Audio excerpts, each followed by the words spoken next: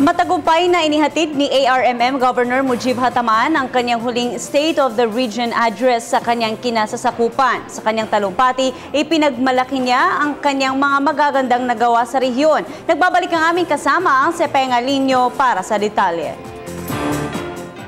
Ipinagmalaki ni Autonomous Region and Muslim Mindanao o ARM Governor Mujib Hataman sa daang-daang mga sumaksi sa kanyang huling State of the Region address sa Sora sa ARM Complex, Cotabato City ang kanyang nagawa para sa 4 na mga lugar sa ilalim ng ARM na hanggang ngayon anya ay napapakinabangan pa rin at ipinagpasalamat ng kanyang mga kababayan kabilang ang bayan ng Basilan, Sulu, Tawi-Tawi at Lanao del Sur. Anya naging pangkalahatang polisiya ang gumabay sa kanyang pamamahala na binalangkas anya bilang the 3 pillars of reform at dito sumentro ang kanilang pag-aaral sa mga suliranin at mga akma at nararapat na paraan para lunasan ang mga ito.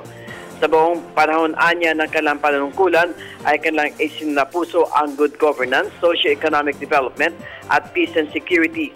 Sa ilalim ng 3 pillars of reform, uminog ang kanilang pagkilos sa halos 3 taon na pagsusumikap upang gawing posible ang imposible. At ang susi anya ng pagbabago na kanilang nakamit ngayon ay nasa kapasyahan na ng mga mamayan.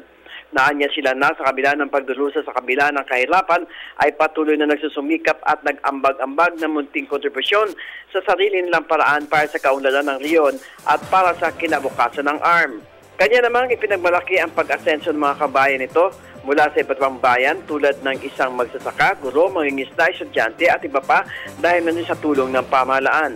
Bagaman hindi anya nito malaman ang unang hakbang nang siya ay iniluklok ni Pangulong Benigno Simeon Aquino III ay kinaya niya anyang maging driver para sa pagpapaunlad ng ARM kung saan ang mahirap baguhin ay kanya nabago at ngayon ay natuwid na ang mga maling kagawian noon.